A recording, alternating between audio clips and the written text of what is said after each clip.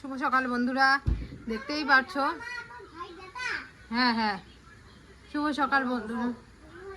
তো দেখতেই পাচ্ছ হঠাৎ করে বৃষ্টি।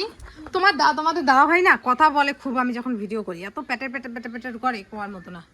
তো এই দেখো বৃষ্টি হওয়ার কোনো কথাই নেই, এমন অবস্থা হয়ে গেছে এখন বৃষ্টি। কালকে সকালবেলায় হট করে বৃষ্টি, ওইদিকে ওই যে বাবা আসতেছে ছোটোটাকে নিয়ে, সেন্টারে গেছিলো, সেন্টার থেকে আসতেছে। সকালবেলা আমাদের বাচ্চাগুলো দুধ মুড়ি খাওয়া হলো, আর আমরা হচ্ছে কী খেলাম, চা মুড়ি। আর এদিকে এই যে জলের জন্য আমি পুরোনো নাইটিগুলো সব বিছিয়ে দিয়েছিলাম। এখন হালকা হালকা অবশ্য রৌদ্র উঠতেছে আর কি, জামা কাপড় রৌদ্রে শুকাইতে দিলাম। আর এদিকে এই যে শাক বসিয়েছি, 2 আঁটি শাক না একদম কম হয়ে গেছে। শাক ভাজা করতেছি, ডাল হয়ে গেছে, মানে ফোড়ন দিইনি, সেদ্ধ হয়েছে। আর মাছ ভাজা আর একটা ঘন্ট করবো। চলো শাকটা নামিয়ে নিই। শাকটা একদমই অল্প হয়ে গেছিলো, তো ভাবলাম যে না ঝোল শাক করি, তো তাহলে আর কি সবাই খেতে পারবে। আর শাক বেশি তো ওই যে আমার বর আর শ্বশুরমশাই খায়, তো সেই জন্য একটুখানি বেশি মানে জল দিয়ে করলাম আর কি। ঝোল শাক খেতেও কিন্তু বেশ ভালো লাগে। আর এই দেখো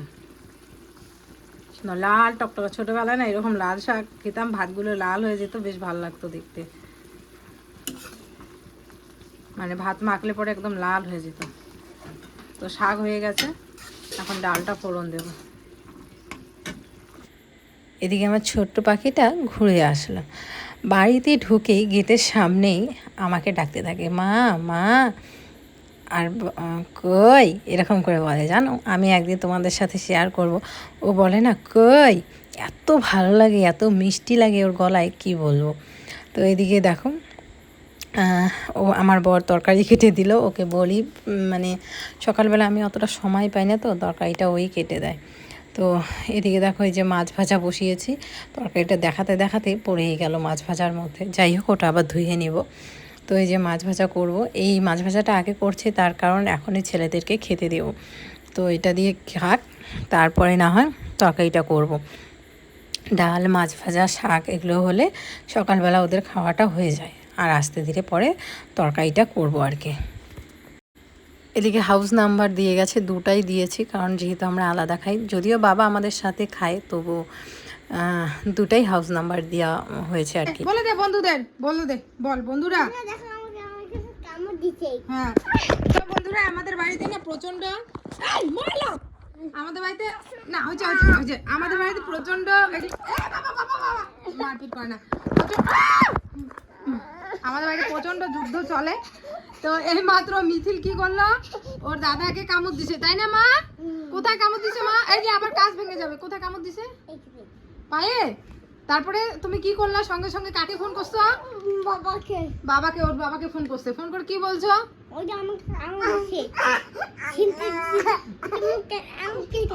আবার ও আবার দাদাকে ফোন করবো না, জানি না কোন। দাঁড়াও দাঁড়াও বাবাকে রাখো, দেখো আগে ভিডিওতে দেখাই সুন্দর করে, তারপরে কি। হ্যাঁ চাউমিন,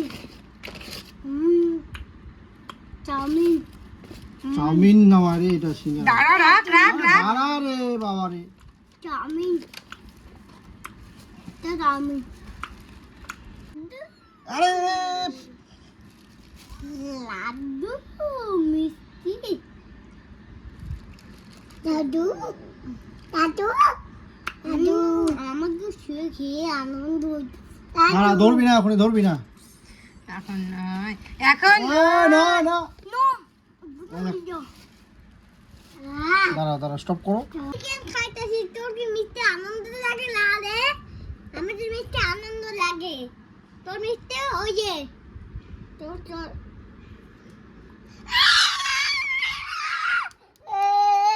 তুমি হাত তুলে দাও।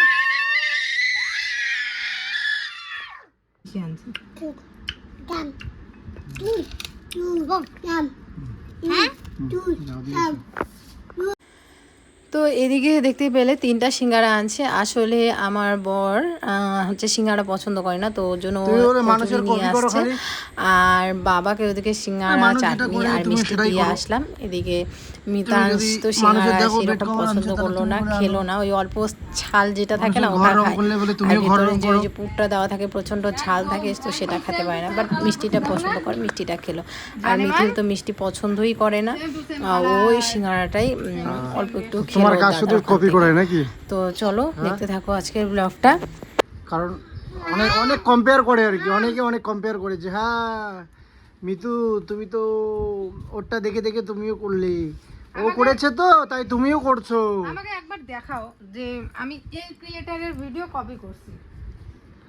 না না দেখাও, আমাকে নাম বলো ক্রিয়েটরের। কিন্তু সত্যি কথা বলতে কপি করার কি আছে? হ্যাঁ একটা জিনিস আছে কি, যে কারো জিনিস ভালো লাগতে পারে, সেখান থেকে ইন্সপায়ার্ড হতে পারে, বা তাকে অনুসরণ করে কিছু করার চেষ্টা সেটা হতে পারে। হুবহু কপি করাটা একদমই ঠিক নয়। তাহলে কি হলো, মানে নিজস্ব কোনো ট্যালেন্ট নেই তোমার, এটা প্রমাণিত হয়ে যায়। তার জন্য নিজের একটু বুদ্ধি বিবেক লাগিয়ে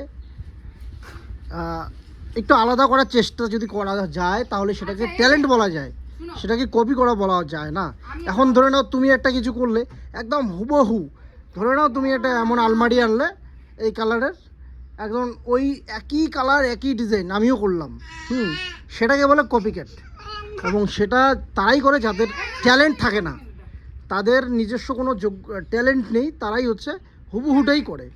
এখন তোমার যদি নিজস্ব কোনো চিন্তা ভাবনা থাকতো যে না আমি এটা করব, এই কালারটা করব, ও এটা করছে আমি এটা করব। এই কপি করার বিষয় নিয়ে আমি কিছু বলতে চাই। তো যাই হোক বন্ধুরা, এটাকে কপি কি বলবো, যাই হোক ভালো লাগে, কেউ বই প্রকাশ করে কেউ করে না। যেরকম আমি যদি কারো ভিডিও দেখে কিছু রান্না করতে চাই বা কিছু, তখন কিন্তু আমার মুখে তোমরা শুনতেই পারবে যে আমি বলি যে হ্যাঁ এর ভিডিওতে এই রান্নাটা দেখেছি, বেশ ভালো লাগছে, তো সেই জন্য আমিও ট্রাই করলাম। তো এরকম তো আর এখন সবাই করে না, ঠিক আছে? তো যাই হোক এটাই হচ্ছে ব্যাপার, যার যেরকম অভিরুচি। আর আমি জানি না কেন ওই কথাটাও বললো, সেটাও আমি জানি না। তো আমাকে যেহেতু বললো, আর রইল বাকি আমার কথা যে কপি করা। তো দেখো আমি আমার প্রথম যে ভিডিওটা ভাইরাল হয়েছে বা যেটা দিয়ে মানুষ আমাকে চিনেছে জেনেছে, সেটা হচ্ছে আমার একটা প্র্যাঙ্ক ভিডিও। সেই প্র্যাঙ্ক ভিডিওটা আমি আমার নিজের মানে ইসে দিয়ে আমি করেছিলাম, বা ও করেছিল, সেই হচ্ছে প্র্যাঙ্ক ভিডিও।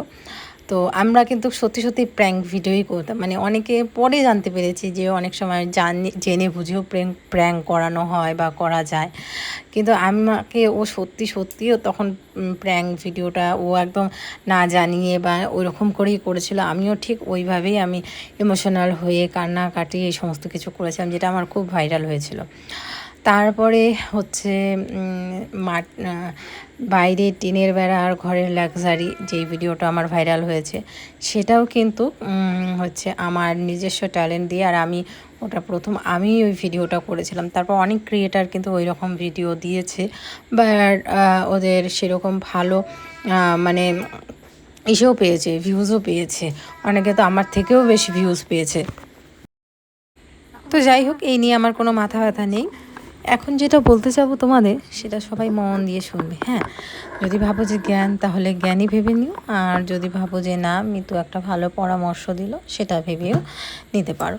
তো জানো বন্ধুরা, আজকে আমাদের বাড়িতে একটা ঘটনা ঘটেছে, যে একজন এসেছিল ব্লাডের জন্য, যে তাদের বাড়িতে একজন প্রেগনেন্ট, মানে তার পুত্রবধূ প্রেগনেন্ট, কিন্তু সময় মতো তারা ব্লাড জোগাড় করতে পারেনি বা সেরকম একটা কেয়ার করেনি, জানি না কোনটা। তো যার কারণে এখন ব্লাড লাগবে ডেলিভারির মুহূর্তে। তো এখন তো সেরকম ব্লাড পাওয়া যাচ্ছে না, তো যার কারণে তোমাদের দাদাভাইয়ের কাছে এসেছে। তো এসেছে বলতে দেখো ও অনেক সময় অনেককে হেল্প করে, যেরকম নন্দিনীকে সবাই নন্দিনী বলছি, নন্দিনাকে সবাই চেনো, যে নন্দিনা ব্লগসে ওর যে ছেলে হয়েছে তখনও কিন্তু আমার বর ব্লাড দিয়েছে, ও নিজেও দেয়, প্লাস ওদের সংগঠন আছে ওখান থেকে অনেককে হেল্প করে টাকা পয়সা দিয়ে বা হচ্ছে মানে সংগঠনের থেকে আর কি, বা যারা ভালো মেধাবী ছাত্র ভালো পড়াশোনা করে উত্তীর্ণ হয় তাদেরকে সম্বর্ধনা দেওয়া এগুলো, তারপরে এই যে গরিবদের ব্লাড ডোনেশন করা, এই সমস্ত কিছু ওরা করে থাকে। তো সেরকম আর কি একজনের এসেছে খবর নিয়ে, তো ওরা যোগাযোগ করছে, দেখুক যদি পাওয়া যায় তো অবশ্যই দেবে। তো যেটা আমি তোমাদের বলছি, যারা আমার ব্লগ দেখো, যে বোন দিদি বা যারাই আছো না কেন, যদি তোমাদের এরকম প্রেগনেন্সি অবস্থায় যদি তোমরা থাকো, তোমরা অবশ্যই কিন্তু আগে থেকে নিজেদের ব্লাডটা মানে গ্রুপের সাথে যার ম্যাচ হয় সেটা কিন্তু জোগাড় করে রাখবে, কারণ আমারও কিন্তু ব্লাড কম, কিন্তু আমিও কিন্তু জোগাড় করে রেখেছিলাম। বাড়ি আসলো ওর সাথে, এই যে এখন দেখা হচ্ছে। তো শোনো, সন্ধ্যার সময় একজন আসছে বাড়িতে, আমাদের বাড়িতে একটা মহিলা আর ওর হাজব্যান্ড, আমি তো চিনি না, বললো ওই নদীর ওই পাশে মুখটা টার্নিংটার ওখানে বাড়ি, নদীর না কোথায়, তো তোমাকে বলছে মানে ওর ছেলে বউটা হচ্ছে প্রেগনেন্ট। হ্যাঁ হ্যাঁ ফোন করছিল আমাকে, ওর ব্লাডে ফোন করছিল রবিদা, ওই যে নন্দিনার, যার তোমরা যারা অনেকেই চেনো হয়তো, নন্দিনা ব্লগস। ও আমাকে এসে বলতেছে যে তুমি যে রক্ত দিছো, বলতেছে যে ওর বউকে ওর ব্লাড দিছে, তোমার কথা আমি দিতাম। বন্ধুরা, আমি কথা হলো রবিদার সাথে, মানে তোমাদের ওই যারা অনেকেই চেনো নন্দিনা ব্লগসের হাজব্যান্ড, তো আমাকে ফোন করছে, আমি বাড়িতে ছিলাম না, আমি গেছিলাম, তো বললো আমি দিতাম, আমারও ও পজিটিভ। ব্লাড দেওয়াটা আমি মনে করি খুব ভালো, আর আমি দেই। হ্যাঁ, ওই নন্দিনার সময়ও কিন্তু নন্দিনাকে ওই ব্লাড হ্যাঁ আমি অনেককেই দিই। তো এবার আমার কাছে অনেকে আসে এই ব্লাড, মানে আশেপাশে গ্রামে বা পাড়ার অনেক যেহেতু সংগঠন, মানে তোমরা জানো অনেক এনজিওর সাথে হয়েছে, তো এবারে আমি ডাক্তারের নামটা জিজ্ঞেস করলাম, বলতে পারলো না, তো আমি ওই ডাক্তার আমার যে হয়েছে ওকে হলে তো অনেকটাই সুবিধা হতো, তো অন্য ডাক্তার দেখাচ্ছি। এবার ঘটনা হচ্ছে ও পজিটিভ, আমারও আমি দিতে পারতাম, কিন্তু আমার তো মেডিসিন চলছে। আমি তখনই বললাম কি কবিতাকে, আমার তো ওই যেটা কোমরে ব্যথা যেটা আর কি আমার, তো এই ব্যথার জন্য আমার চলছে মেডিসিন। আমার যে মেডিসিন দিচ্ছে আমি খাচ্ছি, সকালবেলা খাই আর রাতেরবেলা খাই। সকালবেলা যদি খাই একটা করে ওষুধের এমন পাওয়ার যে আমি হাঁটতে গেলে অনেক সময় কী হয়, মাথা মানে টালানোর মতো অবস্থা হয়, মানে নিজে হয় না, যারা হচ্ছে নেশা করলে যেরকমটা হয় মানুষ, মানে মনে হয় যে মাথাটা একটু ঢুলছে, এরকম এত পাওয়ার।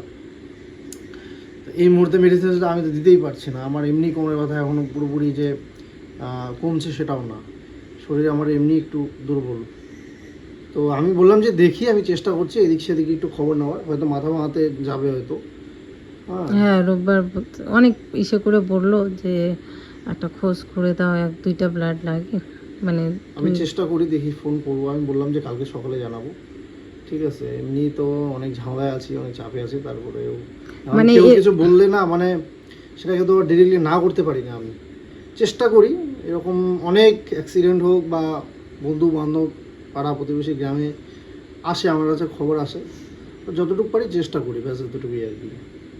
তো দেখি আমি অনেক কিছু জায়গায় ফোন করি, ভিডিওতে এরকম করে অন করে, বা যে সন্ধ্যাবেলায় আসলে এইভাবে তো অন করে দেখানো হয় না আর বলাও হয় না, এগুলো এগুলো খারাপও লাগে। সবাই একজন আমার কাছে আসছে ফোন 8টার দিকে, ফোনটা আসছিল 7:30 8টার দিকে। তো আমি বললাম যে বাইরে আছি আমি, তো বাড়ি আগে যাই, তারপরে বলছিল কালকে ফোন করি। ও পজিটিভ লাগে, তো ও পজিটিভ বললো না এই পজিটিভ বললো না, আমাকে তো ও পজিটিভের কথা বললো। আচ্ছা আমি শুনবো নি আরেকবার, ঠিক আছে, দেখি আমি ফোন করি পাই। আমি বলবো কি বলো তো, চেষ্টা করো। হ্যাঁ হ্যাঁ, আমি তো আর না করতে পারি না, দেখি কিছু জায়গায় ফোন টোন করে, যদি হয় তাহলে তো খুবই ভালো। আর এই মাত্র আমার ঘরের পরিবেশ ঠান্ডা নিয়ে কি বলবো, আর যা অবস্থা যায় বন্ধুরা, আমি বলে বোঝাতে পারবো না। মানে আমি, তুমি কি আনছো গো? কলা বোধহয় বাবা আনছে নাকি? লঙ্কা আনছি আমি। ও ওরা বাপ ছেলে মিলে বাজারে গেছিলো, মানে বাবাও গেছে আমার বড় গেছে। তো বাবা নিয়ে আসছে এই যে কলা, আমাদের গাছের কলাগুলো এই আজকে থেকে শেষ হলো আর কি। তো একটা দিন কিন্তু আমাদের কলা ছাড়া চলে না।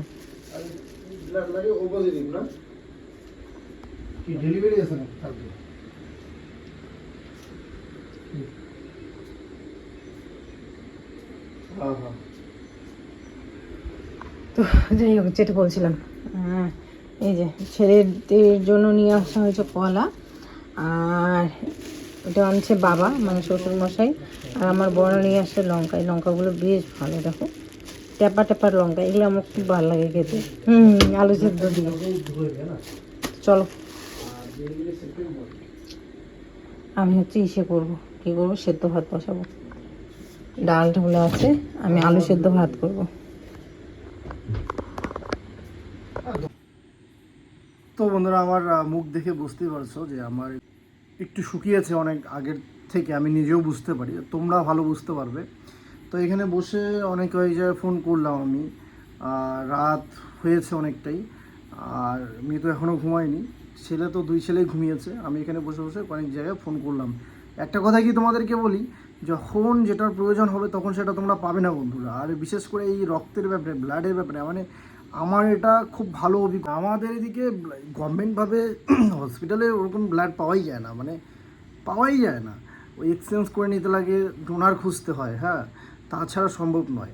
তো এবারে কি হয় যে আমরা ম্যানেজ করি কীভাবে, অনেক ওই ভাই ব্রাদার বন্ধু তাদেরকে দিয়েই করাই। এবার তোমরা একটা জিনিস দেখবে যে যখন তোমার প্রয়োজন, ইমার্জেন্সি কেস, তখন খুব কঠিনভাবে পাওয়া যায়, মানে খুব সহজেই পাওয়া যায় না। অনেক সময় তো পাওয়াই যায় না, যেমন আজকেই ধরো অনেকে যে ফোন টোন করলাম, পাওয়া যাচ্ছে না। এখন কী করবো, খারাপ লাগছে যে সত্যি কথা বলতে একটা মানুষকে যখন পাবো না বা না করব।